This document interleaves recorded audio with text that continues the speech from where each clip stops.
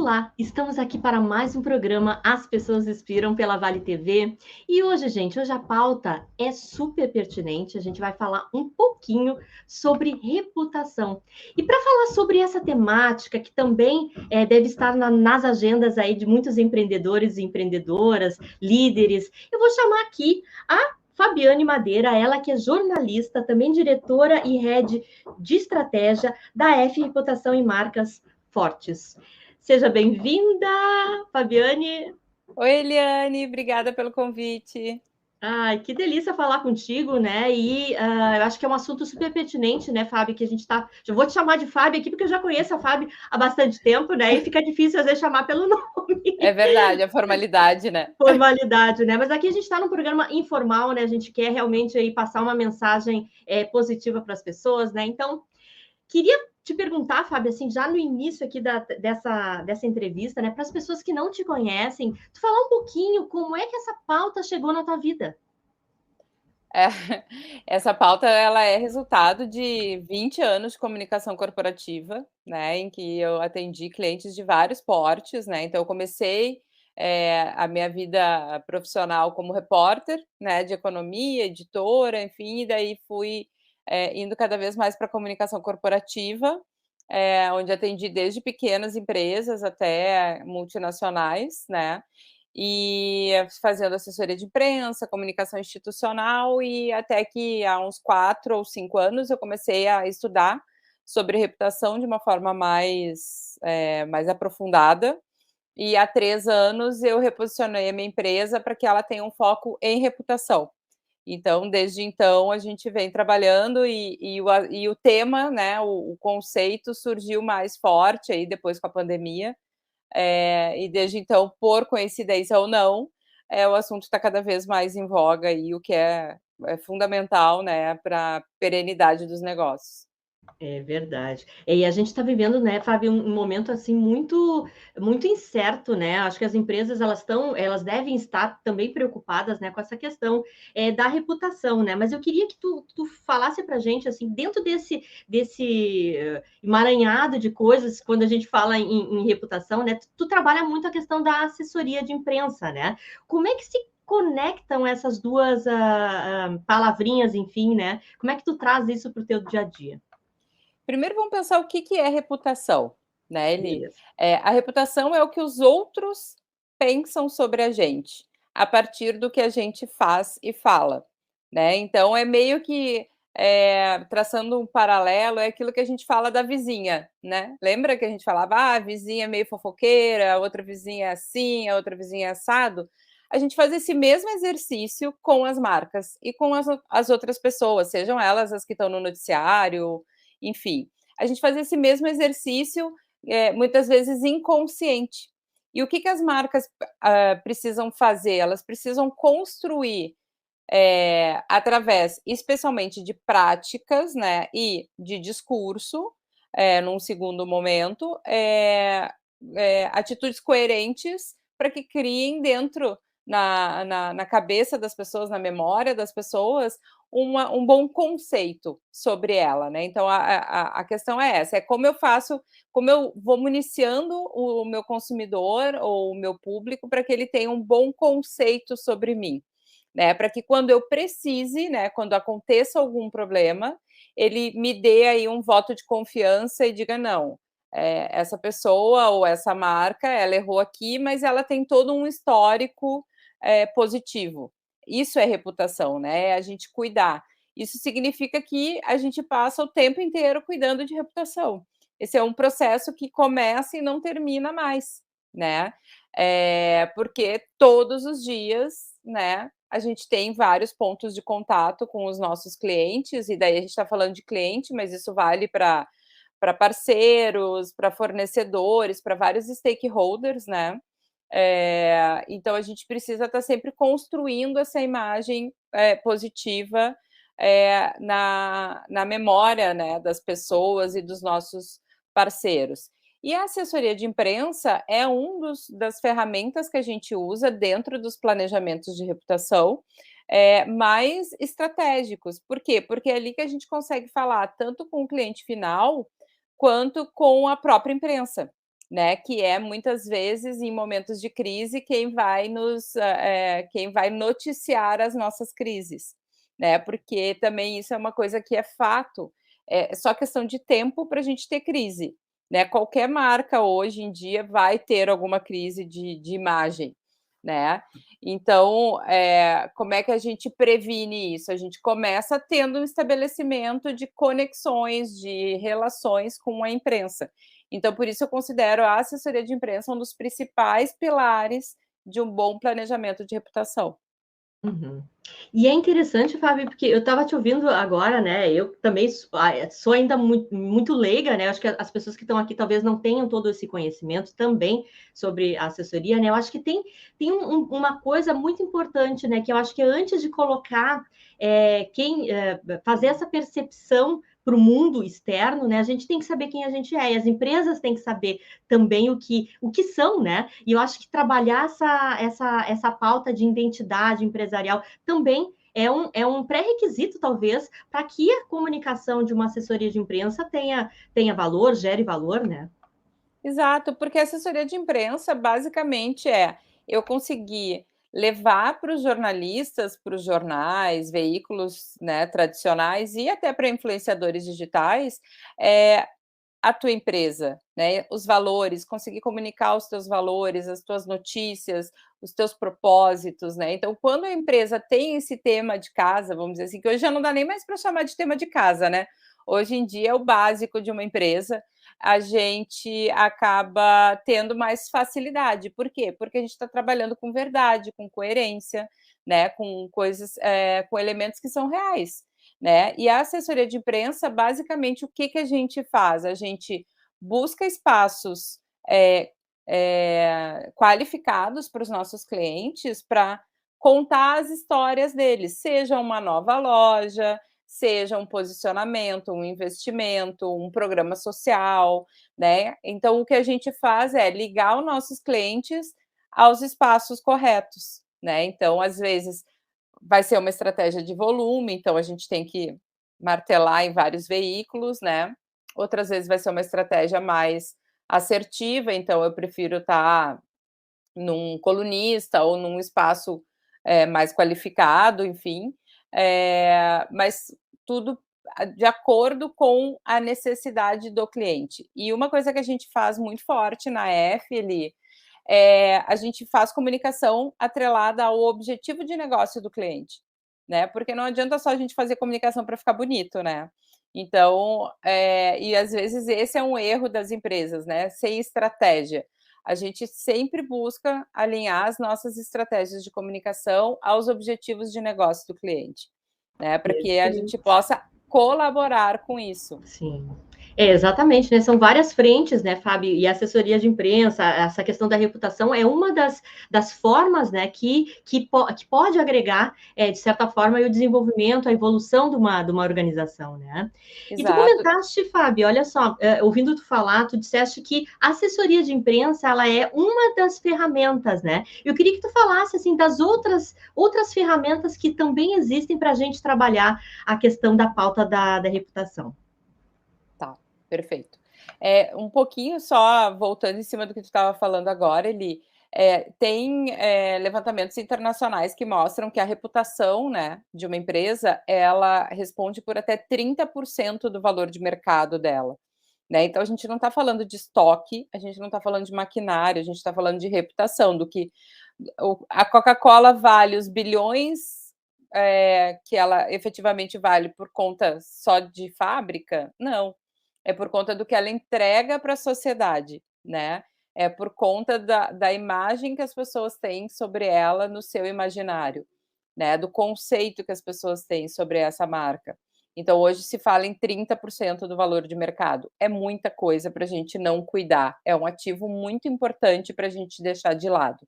Quando a gente faz um planejamento de reputação, a primeira etapa é a gente identificar quais são os stakeholders, quais são os atores que se relacionam com aquela marca. Então, a gente tem alguns que são quase que comuns a todas as marcas. São os clientes em potencial, os colaboradores, que hoje é um público muito importante, né, para as Sim. marcas, os fornecedores, os pares do setor, agências reguladoras, né, por exemplo, Anvisa, vai depender, claro, do setor. Então, a gente identifica esses setores. Bom, temos, desculpa, esses atores. Temos os atores identificados, a gente parte para uma segunda etapa, que é entender quais são as mensagens que a gente quer passar para cada um desses atores, qual é o tom de voz que a gente vai usar, né? Quais são as palavras principais para isso e quais são os canais. E daí a gente está falando de vários canais, tá? A gente pode falar pelo LinkedIn, a gente pode falar pela assessoria de imprensa, a gente pode falar pelas redes sociais como um todo. Quando a gente pensa num cliente, por exemplo, final, provavelmente a gente vai estar falando do Instagram, se for uma empresa B2C, né? Se for uma empresa B2B, a gente vai estar falando de LinkedIn, principalmente, né? Às vezes a gente cria mais de uma plataforma, né? Então, às vezes a empresa tem 2 LinkedIns, um para falar com funcionário e outro para falar com fornecedores. Isso é comum também, né? Então, a gente vai acionando aí essas ferramentas, esses canais. Pode ser um blog, pode ser um evento de relacionamento, né? Não é necessariamente só conteúdo, pode ser um reposicionamento dos próprios executivos dessa empresa, né? Que isso às vezes é muito importante também, os executivos, principalmente quando a gente fala de marca empregadora, né? Os executivos hoje têm aí um papel fundamental na atração de bons talentos, né? Então, a gente vai construindo isso para cada um dos atores dentro de cada uma das estratégias. Perfeito.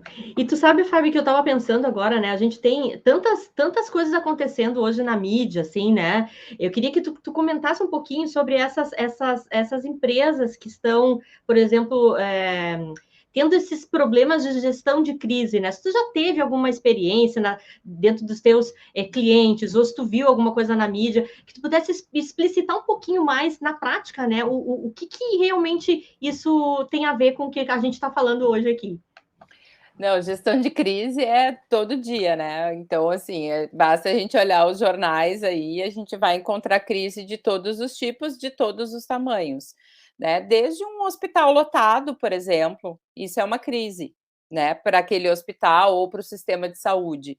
E o que a comunicação faz, né? Ela se junta com outros setores, né? Então, de repente, com logística, com a administração propriamente dita, para ajudar a comunicar melhor essa crise. Então, assim, muitas vezes a gente não resolve a crise, né? Porque não está na nossa alçada resolver. A comunicação vai ajudar. Mas eu comunicar bem, explicar, por exemplo, no caso de um posto de saúde que está lotado, eu poder dar para as pessoas informação. Aí, de novo, assessoria de imprensa, redes sociais, a informação de quais os outros postos de saúde as pessoas podem procurar, né? O que a gente está fazendo para mitigar o problema, né? Como poder público. Então, isso é gerenciamento de crise.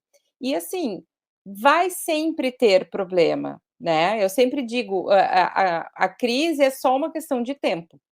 Agora, o jeito como eu lido com a crise é isso que impacta a minha reputação. Se a gente pegar ali, por exemplo, o principal indicador de reputação que a gente tem hoje online é o Reclame Aqui. Quando passa a Black Friday, quando a gente olha lá as top 10 com maior número de reclamação, por conta de entrega, prazo, enfim, a gente vai ver normalmente as 10, 15 empresas com melhor reputação no Reclame Aqui. Ou seja, não é não ter problema, é como eu resolvo o problema que faz com que eu tenha uma boa reputação, né? Então, é isso. O posto pode ficar lotado? Não deveria, mas a gente sabe que a gente tem recursos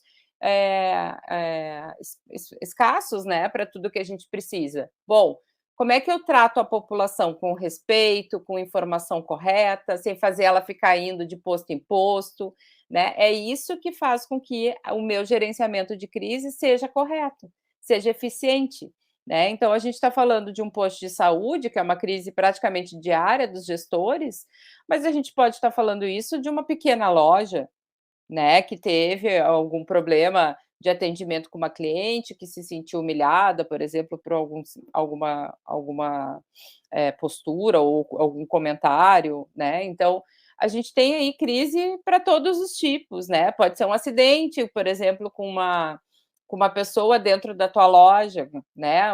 Ou às vezes tu nem tem responsabilidade, né? Por exemplo, a pessoa pode infartar dentro do teu restaurante. Como é que tu lida com isso? Né? Como é que tu avisa? Como é que tu protege a privacidade dessa pessoa? Então, a gestão de crise, ela começa antes. E daí ele tem uma dificuldade do nosso empresariado, em especial o empresariado brasileiro, que é achar que a gente falar sobre crise faz com que a crise aconteça. E não é isso, né? A gente tem que falar sobre crise, mapear todas essas possibilidades para que a gente possa sair o melhor possível dela, porque na hora que as coisas acontecem, todo mundo fica tomado por uma emoção grande, né? E se a gente está preparado, a gente sabe a quem recorrer, quando falar, o que falar, por onde falar. Sem dúvida, sem dúvida. Eu acho que a gente mitigar todos as incertezas a gente não tem, né? Mas pelo menos um pouquinho, né? A gente teria que olhar com isso com mais carinho, né? Que é um planejamento, na verdade, que a gente está fazendo, né? Exatamente, para Aqui, proteger a marca, para né, proteger a Eli? marca, E as exatamente, né? pessoas também, né? Obviamente, a gente está falando de marca, mas sempre que a gente fala de marca, a gente está falando de gente, né? Com certeza. São pessoas, né, lidando com outras pessoas, não tem outra forma de lidar com isso, né? E, Exato. e Fábio, olha só, tu comentaste, né, também que são pessoas, enfim, a gente sabe disso, né? E também dá para fazer assessoria de imprensa para as pessoas, né? Tu deve também Sim. lidar com muitos líderes e empresários aí que também se conectam com esse tipo de preocupação, porque eles também representam a sua empresa, né? Eu sempre gosto de trazer nas minhas falas, né, uma conexão forte entre o nosso lado pessoal e o nosso lado profissional, né? Porque na verdade não tem lado, né? Eu sempre digo, Não tem. é tudo junto misturado. Então, como lidar também com essa perspectiva, né? Eu acho que a primeira coisa é entendendo, né, Eli, que não tem mais essa diferença, né? Nós somos PJ e PF o tempo inteiro, né? Então, principalmente as lideranças das empresas, né?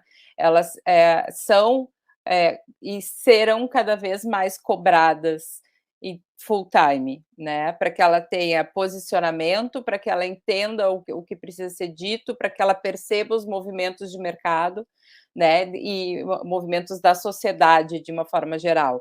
A gente tem feito muita assessoria de imprensa para lideranças e as lideranças sempre são uma estratégia que a gente usa quando vai cuidar de uma empresa, né? Então a gente busca sempre olhar para os líderes, né, para os C-levels, mas um movimento que a gente tem percebido também bastante forte, até por conta da, da marca empregadora e desses movimentos de marca empregadora uma procura de C-levels, né, de gerentes, diretores, superintendentes, para geração de conteúdo estratégico para eles no LinkedIn.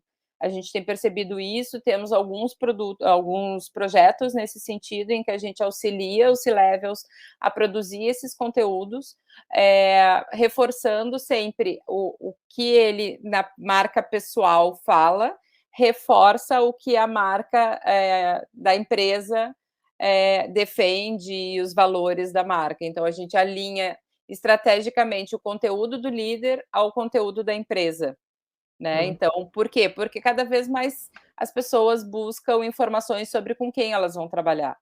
E se aquele é um líder que me inspira, se ele tem os mesmos valores que o meu, eu me interesso mais por trabalhar naquela empresa. Aumenta a chance de eu querer ir para lá. Uhum. Na verdade, trabalhar a gestão de talentos dentro da nossa organização também, né? Porque, queira ou não queira, né? Eu acho que está todo mundo olhando para isso, né? As pessoas, ao se candidatarem a uma vaga, né? Não era como no meu tempo. No meu tempo, a gente não olhava muito isso, né? A gente está vivendo um momento hoje, Olhava um o salário, contexto, né? E só olha lá, mais né? o salário e era Os isso, né? benefícios. Porque era um outro momento, mas agora não, as pessoas estão olhando essa pauta de ESG, sustentabilidade, né? E isso tudo vai fazer a diferença para que a gente consiga reter esses talentos, né, que são tão importantes hoje nas nossas organizações, porque são as pessoas que acabam fazendo, né, a performance do que a gente produz, que a gente vende e tudo mais, né? E eu queria se a gente está falando que as marcas, né, Eli, desculpa te interromper, mas se a gente está falando que as marcas são feitas e formadas por pessoas, eu quero ter as melhores pessoas dentro da minha marca. E o que vai atrair, né? Olha, é um círculo, né? Virtuoso. Eu vou atrair boas pessoas se eu for um bom líder, né? Se a minha empresa gerar impacto positivo no planeta. Então, a gente acaba tendo todos esses cuidados aí, e daí, de novo, precisam ser coerentes, né? A gente não pode só ter discurso e não ter prática, né? Principalmente quando a gente fala de ESG, né, Eli? Exatamente, né? Eu vejo ainda, Fábio, assim, tu, depois quero ver a tua opinião, mas em muitas empresas, assim, as pessoas, os empresários querendo colocar essa pauta muito rapidamente para fora, né? Comunicar o que eles estão fazendo, mas ao mesmo tempo eu sinto uma necessidade profunda desse olhar para o interno, né? Porque é isso que vai ajudar a empresa a ter essa coerência, né? Ter uma transparência dos dados, né? E tudo mais. Então, acho que isso também é importante, né? O pessoal olhar antes de sair querendo mostrar o que está fazendo, né? É o que a gente fala, né? O movimento, o exemplo arrasta, né? Então, se a gente tem uma liderança que entende o assunto, né? Sabe da necessidade e sabe da importância e de que isso não é uma combustão espontânea, né? As pautas ESG, elas não surgem do nada e elas não são colocadas em prática de um dia para o outro, né? Quando o líder entende isso, ele consegue criar um ambiente em que a empresa e as outras lideranças e as outras pessoas começam a entender esse processo e buscar esse processo de uma forma mais verdadeira, e daí sim, entendendo que tem início, meio, mas o fim a gente não sabe qual vai ser, né? Mas precisa ser começado, a gente precisa iniciar. Então, mas não é assim tão simples, não é liga um botão e a partir de hoje eu sou ESG, né? É um movimento que é bem, eu diria, interno mesmo, assim, né? É um movimento de crescimento da empresa, eu entendo. Acho que E de é por aí. evolução, né? De evolução de uma própria cultura, né, Fábio? De Porque a gente consciência. de consciência, de elevação de consciência, né? Dessa coisa realmente genuína acontecer, né? E tu acha, Fábio, assim, tu que passou essa questão de pandemia, tá? Isso aflorou mais na pandemia, né? Assim, acho que ficou mais as coisas deram luz para esse tipo de situação, né? E tu viu algum caso assim mais que tu poderia citar para a gente assim que foi um caso de falta de coerência, vamos dizer assim, que tu pudesse comentar aqui com a gente de alguma empresa ou na mídia? A gente tem muitos casos, né, Eli, assim, infelizmente a gente ainda tem um longo caminho, né, para evoluir e a maturidade das empresas também para que para que ela cresça, enfim. Então a gente tem aí uma série de de de desdobramentos. Eu acho que essa mais do que me fixar num exemplo único, assim, eu penso na quantidade de desdobramentos que a gente pode ter quando a gente pensa, nesse tipo nesse assunto, né, e na estratégia para esse assunto. A gente está falando aí de meio ambiente, a gente está falando de diversidade, a gente está falando de impacto no mundo, né, impacto positivo, a gente está falando, de como as mulheres são tratadas, né, das minorias que precisam ainda ser ouvidas e respeitadas e atendidas, né, nas suas demandas e nas suas pautas. Então a gente tem uma gama aí de possibilidades muito grande. Então, mais do que falar sobre isso, é preciso iniciar. Eu acho que essa é a questão, né? Eu acho que a empresa precisa virar, olhar um pouco para si, assim, internamente, e conseguir olhar e dizer assim, bom, eu não vou atacar tudo, mas o que eu posso começar a resolver agora, né? O que eu já tenho de bom, porque eu acho que muitas vezes a gente esquece do que a gente já faz de bem, né? E de consciente, e o que daqui eu posso começar a fazer, né? Porque assim, crise a gente vai ter para todo tipo e É todo o verdade. problema.